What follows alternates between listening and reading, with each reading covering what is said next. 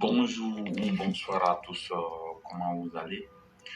Il me plaît aujourd'hui de prendre la parole pour à nouveau m'exprimer sur deux sujets d'actualité.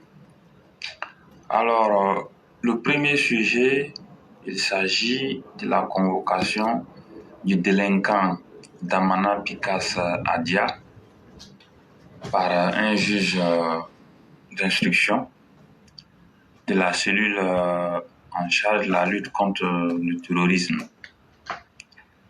Et le deuxième sujet, il concerne l'acquisition frauduleuse du passeport ivoirien par certains ressortissants de plusieurs autres pays africains. Alors, en ce qui concerne le nommé Damana Pikas Adia, nous autres sur cette plateforme Éclaireur Pro Vérité et ceux qui nous suivent sont nos témoins, nous avons toujours dit que le fait de faire venir des gens comme Laurent Gbagbo, Damana Pikas, Stéphane Kipri, Charles Blé Goudé et consorts, ce n'était pas une bonne solution pour apaiser les climats politiques ou bien pour que la Côte d'Ivoire puisse s'en sortir. C'était pas du tout une bonne solution. Nous l'avons toujours dit à maintes reprises ici. Et ça, c'est pas du tout nouveau.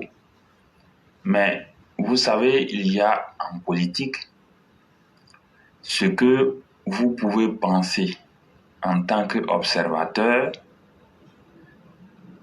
ou militant, mais il y a aussi la réalité du terrain pour celui qui est en charge de la gestion de la chose publique. Qu'est-ce qui a pu bien se passer? Et le président Alassane Ouattara a laissé rentrer les Damana Pikas, les Katina Koné, les Charles Blé Goudé, les Stéphane Kipré, Gbagbo Laurent et consorts. Bon, nous ne sommes pas dans le secret du pouvoir pour comprendre certaines choses mieux que le président de la République. Le président de la République, il est le garant du pouvoir et il a le pouvoir discrétionnaire de toutes les décisions qu'il prend. Donc, sur la question, ils sont rentrés. Laurent Gbagbo, Blé Goudé, Damana Pikas, Stéphane Kipri, Katina Koné, tous ces gens qui ont fait du tort, qui ont créé la zizanie, qui ont fait tuer les innocents, qui ont pillé les caisses de l'État, qui ont éventré des Ivoiriens, qui ont commis tous les crimes que vous connaissez. Ils sont bel et bien en Côte d'Ivoire. Et ils continuent même de tenir des meetings, de faire des réunions politiques, de faire des conférences de presse, de menacer le pouvoir. Et nous ne sommes pas surpris. Laurent Gbagbo, il a lancé ses chiens de guerre, qui sont Stéphane Kipri, Damana Adia Pikas, Katina Koné, sur les terrains pour tenir des propos belliqueux, pour provoquer, pour sonder les terrains, pour préparer les esprits à la révolte. C'est assez clair sur la question. Il n'y a même pas à réfléchir 1000 fois pour comprendre. Mais nous l'avons toujours dit, que ces gens-là, si ça ne tenait qu'à nous, ils ne feraient plus politique dans ce pays. Moi, personnellement, je l'ai dit à qui veut l'entendre. Si ça ne tient qu'à moi seul, Laurent Gbagbo, Charles Blé Goudé, Guillaume Zéro, Simon Gbagbo, Katina Koné, Stéphane Kipri, Damana Adia Pikas, ils ne feront plus politique sur la scène politique ivoirienne. Non, c'est fini. Ils ne peuvent plus faire politique dans ce pays. Si ça ne tenait qu'à moi. Je l'ai toujours dit. je ne cache même pas. Voici des gens qui ont créé tout le tort que vous pouvez vous imaginer aux Ivoiriens et qui malheureusement reviennent encore pour mettre le pays en difficulté. Et nous l'avons toujours dit, il va falloir trouver un moment bien précis pour faire les nettoyages. Les nettoyages que le président de la République et le RADP ne veulent pas faire, ce nettoyage va s'imposer. Il va falloir nettoyer ces gens-là pour de bon, pour que la Côte d'Ivoire soit en paix. Donc, s'ils ont recommencé les mêmes bêtises, il n'y a pas péril en la demeure. L'occasion va se présenter et on verra. Moi, je ne sais pas sur quoi les Damana Picasse et consorts ils comptent. Ils savent sur quoi ils comptent. Ils ont des gens sur lesquels ils comptent pour semer le chaos. Mais ce chaos-là, le gouvernement et les RADP ne doivent pas laisser ce chaos prospérer. La Côte d'Ivoire est dirigée. La Côte d'Ivoire est en de bonnes mains. Il ne faut même pas laisser ne serait-ce qu'une seconde à ces malfaiteurs d'encore créer des problèmes à des innocentes personnes qui vivent paisiblement en paix et qui sont toujours à la recherche de leur pain quotidien parce que le pays est en paix. Il faut trouver les moyens de mettre hors état de nuire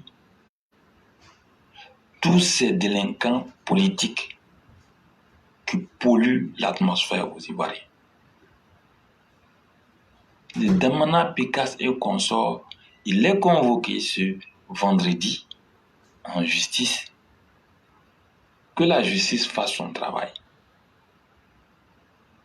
Si la justice n'arrive pas à faire son travail, il va falloir trouver la formule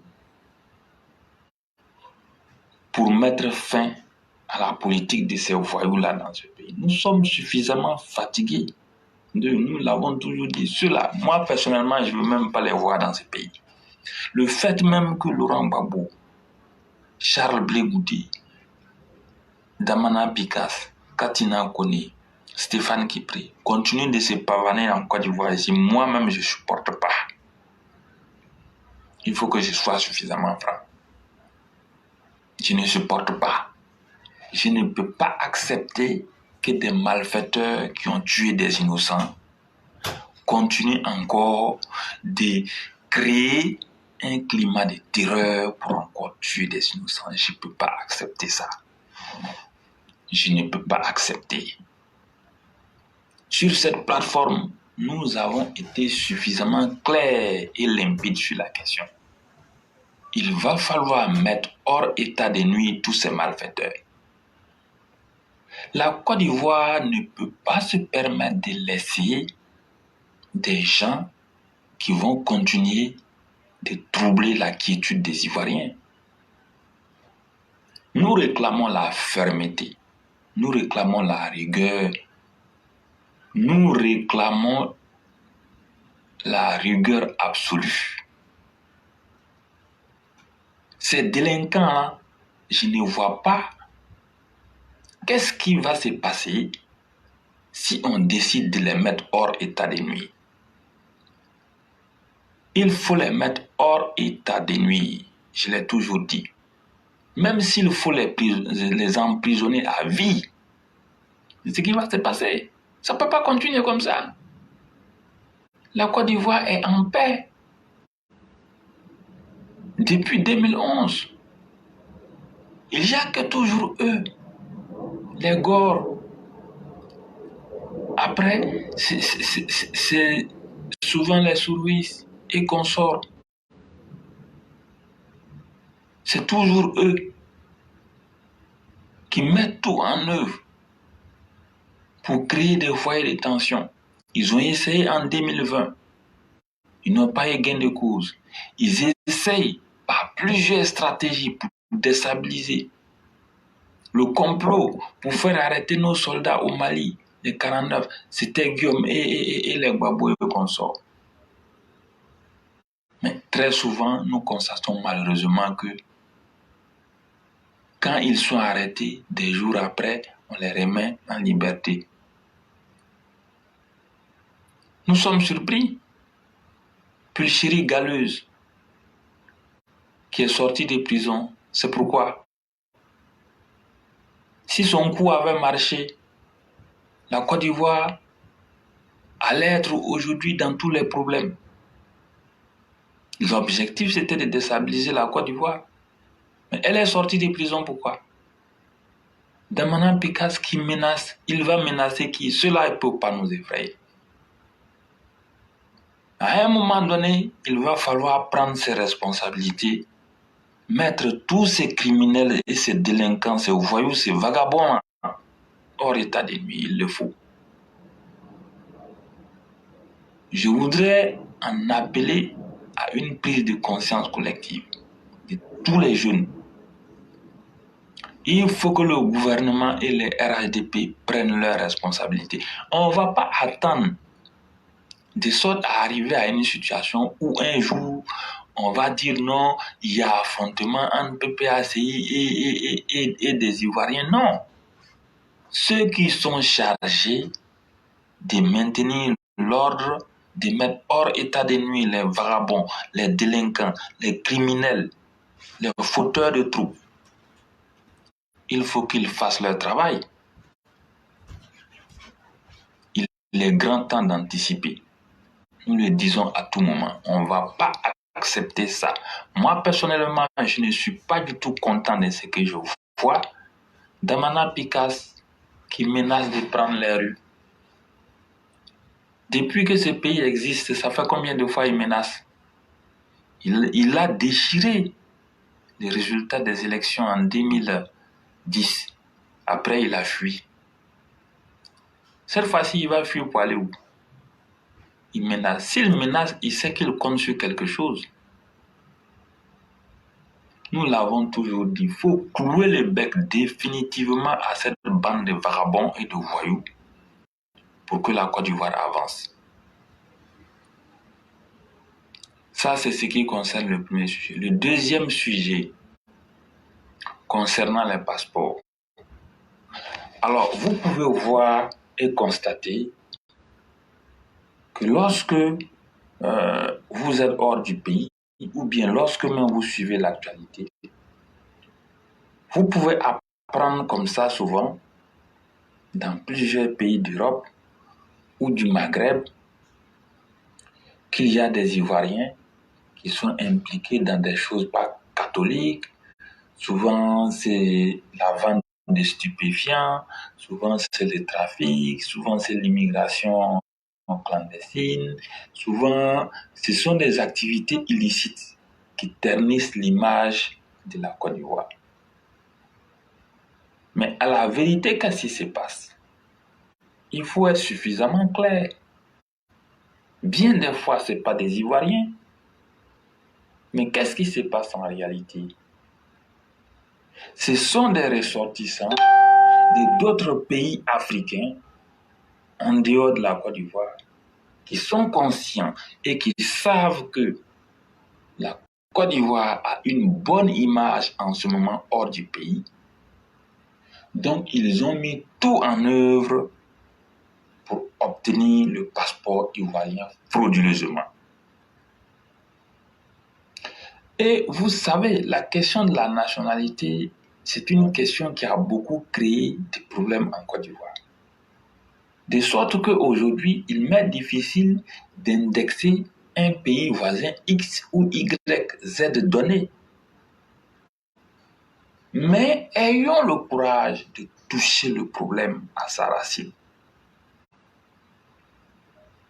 Dans nos ambassades hors de la Côte d'Ivoire, c'est-à-dire les ambassades de la Côte d'Ivoire dans beaucoup d'autres pays, dans le Maghreb comme en Europe, il y a des Ivoiriens qui travaillent au sein de ces ambassades, qui mettent en place des réseaux pour aider des ressortissants de d'autres pays africains à obtenir le passeport ivoirien frauduleusement moyennant de fortes sommes. Et c'est une corruption. C'est une corruption sur la ligne. C'est un système de corruption en bande organisée qui est mis en place pour vendre très cher le passeport ivoirien à des ressortissants africains de d'autres pays en dehors de la Côte d'Ivoire.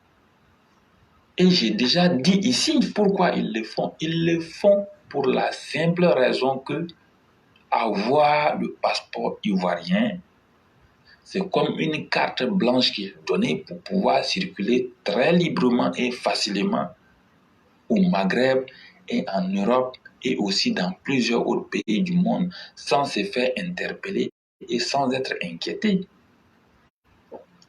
Fort de cela, ces ressortissants de ces pays africains mettent sur la table de très fortes sommes pour obtenir le passeport ivoirien frauduleusement. Et ces passeports-là, c'est dans les ambassades, lors de l'enregistrement, lors de l'enrôlement, c'est dans nos ambassades ivoiriennes en dehors du pays que nos propres frères ivoiriens, au nom de l'argent, sont prêts à vendre la patrie. Ils vendent très cher le passeport ivoirien à ces gens-là. C'est un réseau, c'est un système très bien organisé. Une fois que le pétitionnaire il est enrôlé comme ça, depuis l'ambassade, le dossier il est acheminé au niveau de la Côte d'Ivoire ici. Si on te montre un dossier qui est déjà très bien organisé dans le montage, une fois ici, les gens ils ne trouvent rien à redire que d'éditer le passeport. C'est ce qui se passe. Mais nous demandons sur la question que le président de la République se saisisse de cette question. Parce que notre objectif n'est pas celui de remettre en cause la nationalité des gens, non. Mais notre objectif, c'est de protéger l'image de la Côte d'Ivoire. L'image de la Côte d'Ivoire est ternie par des gens qui ne sont pas ivoiriens et qui ont goupillé pour avoir le passeport ivoirien. Au nom du passeport ivoirien, ils sont des voyous au Maghreb, en Europe. Au nom du passeport ivoirien, ils sont des vendeurs de stupéfiants et de produits illicites au Maghreb et en Europe.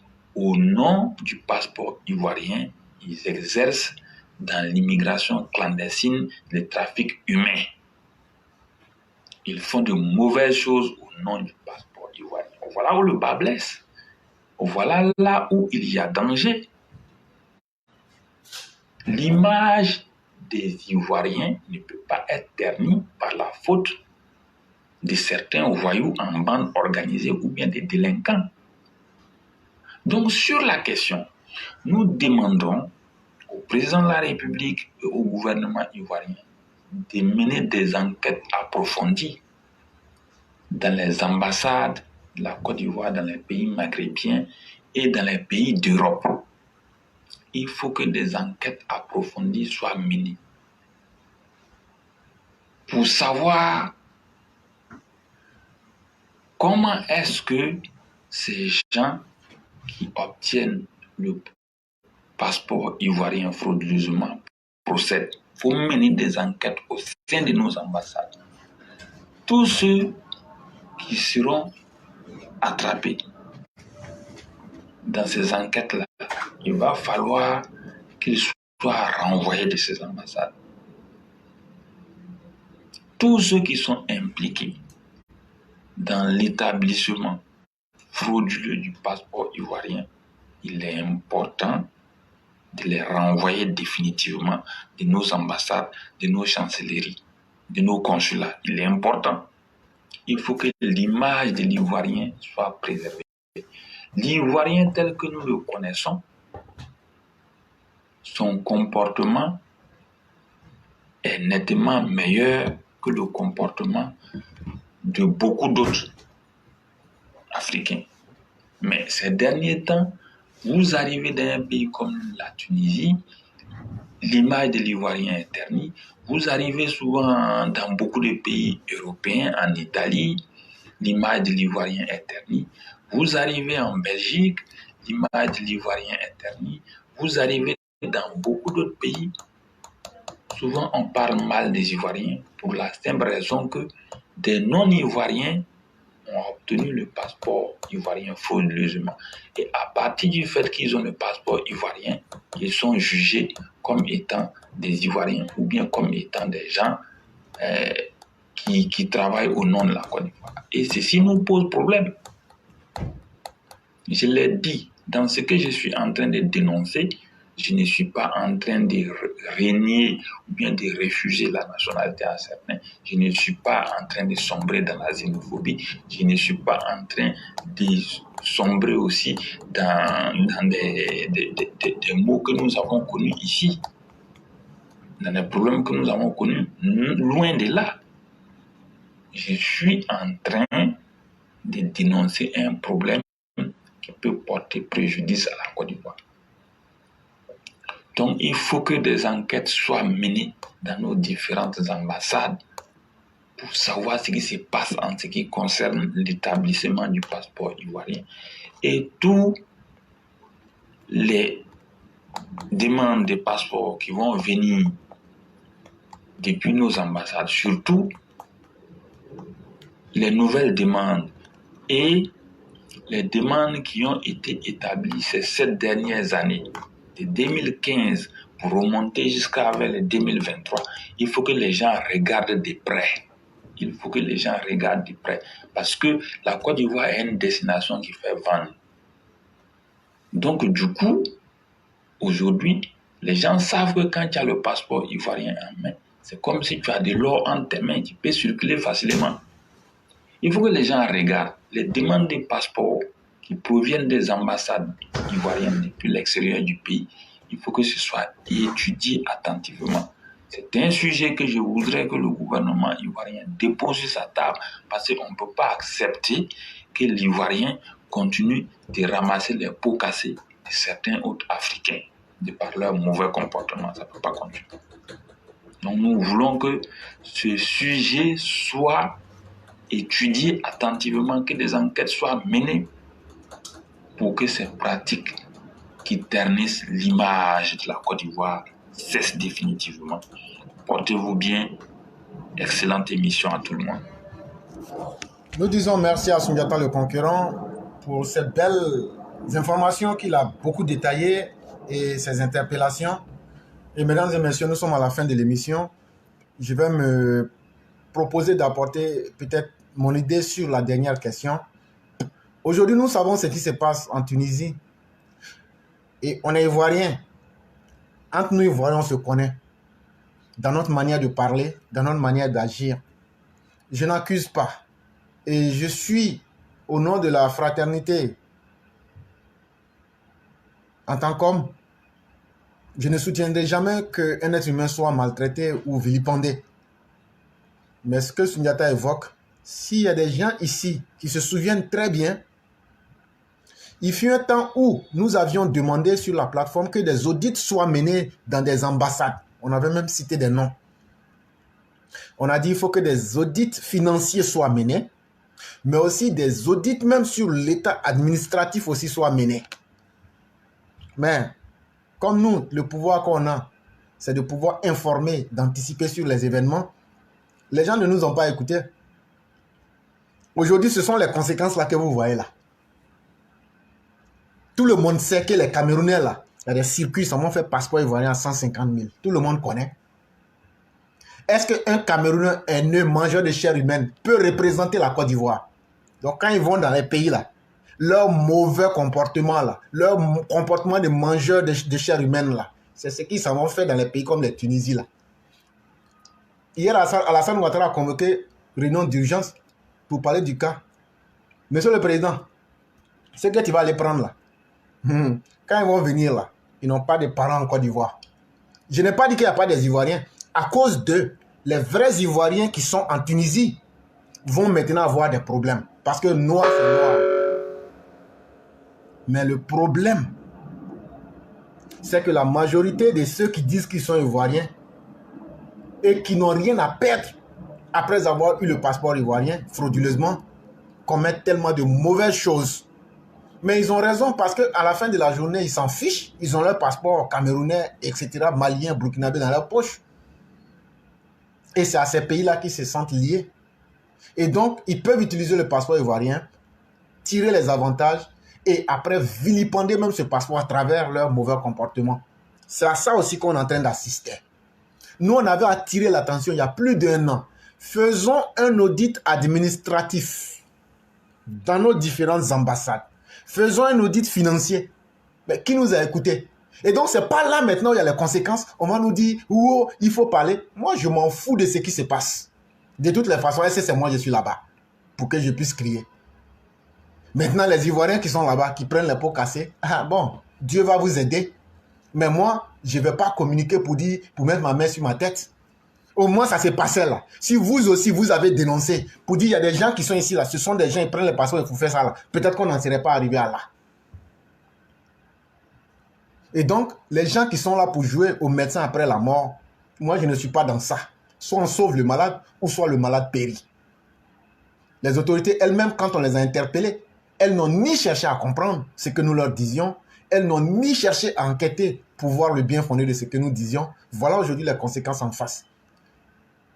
Voilà les conséquences en face. Ça fait bien sûr que des Ivoiriens vont prendre des pots cassés. Mais il y a tellement de magouilles qui se passent dans ces ambassades. Il y a tellement de mauvaises pratiques dans ces ambassades que vous ne puissiez l'imaginer. À l'ambassade de France, par exemple, on a vu, sous l'époque de Bandama, des Ivoiriens se faire vendre les laissez-passer. Des Ivoiriens payer chèrement jusqu'à 500 € pour pouvoir avoir leur passeport. Les Ivoiriens payaient les rendez-vous. Les Ivoiriens payaient pour qu'on puisse, en période de confinement, pour qu'on puisse leur donner, ils devaient soudoyer pour qu'on leur donne leur passeport. Des gens qui font ça, des Ivoiriens, c'est un exemple que je prends. Nous, on ne parle jamais dans le vide. Est-ce que ces gens-là peuvent se priver de vendre le passeport ivoirien à un Camerounais? Les vrais Ivoiriens s'en vont pour leur passeport. On leur fait payer la date du rendez-vous, ce qui est illégal. On leur fait payer les frais du passeport. On leur fait payer. On bloque le passeport pour dire que ce n'est pas arrivé. Puisque nous-mêmes, on a eu un cas de flagrant délit où ils ont dit qu'ils n'avaient pas le passeport. Mais quand on a mis la pression, Mani Militari, le passeport qui devait être délivré à Paris, la dame a été appelée et son passeport lui a été remis à Abidjan. Nous, on a tous ces exemples sur la main. Et donc, quand on parle, on ne parle pas dans le vide. Ce sont ces ambassades-là qui ont vendu les passeports aux Camerounais. Il faut avoir le courage de dire la vérité. Et après, maintenant, on s'étonne. Ceux qui se comportent mal, là, c'est leur comportement qu'ils ont depuis dans leur pays, leur vrai pays, là. C'est ça, ils s'en vont. Mais comme quand ça se gâte, ils disent on est ivoirien. Tant que les autorités ne vont pas prendre ce problème-là aussi, là, les gens qui vont venir là, il faut bien les sélectionner. Demande-toi là, ton village là, c'est quel village? Tu connais quelqu'un dans ton village là-bas, on vérifie. Vous allez voir qu'il n'y a pas plus de 20 ou 30 personnes qui vont quitter en Tunisie, en tout cas parmi les Ivoiriens. Maintenant, si le gouvernement ivoirien veut jouer Papatoya ou bien veut jouer les Togonini pour aller prendre les Burkinabés, les Maliens ou bien les Camerounais pour venir maintenant, ils n'ont qu'à faire, c'est leur problème aussi, sinon on les regarde dedans. Voilà un gouvernement, eux, rien ne les fait mal. Eux là, eux sont tellement puritains. Eux sont mieux même que Jésus sur la terre. Eux sont mieux même que Dieu. Eux là, tout leur convient. Mais faites-vous cerner par vos ennemis. De toutes les façons, je vous invite à lire l'art de la guerre. Quand tu as trop pitié de ton ennemi, il va te détruire. Et si le RHDP ne fait pas attention, Alassane Ouattara n'est pas éternel. Moi, je vais vous dire ça. On aime Alassane Ouattara. Mais Alassane Ouattara, pardon fait à cause de Dieu, ne met pas en danger la vie des Ivoiriens. Quand 63% des Ivoiriens te disent aujourd'hui que Damana Picasso, Laurent Gbagbo représente une menace pour la Côte d'Ivoire, ces gens savent de quoi ils parlent. Le discours qui est tenu, quand les Odiat Lorugnon sortent aujourd'hui pour venir dire nous sommes prêts à reprendre notre pays, nous sommes prêts aujourd'hui à mourir, à verser le sang, ça veut dire que vous leur avez donné toute la confiance de pouvoir reprendre les mêmes faits du passé. Est-ce qu'on a mené tout ce combat-là pour que ce soit dans le perpétuel recommencement? Est-ce que ce message-là, ça ne va pas favoriser les consciences à de nouvelles violences? À force de laisser prospérer le mal finit par vous envahir. Mesdames et messieurs, c'était ce que je pouvais dire aujourd'hui. Je dis merci à tous ceux qui nous ont suivis. Que la grâce de Dieu demeure en nous. Nous sommes sur la terre des humains. Demain, ce sera le 25 février 2023. Je dis merci à chacun et à chacune et très excellente soirée.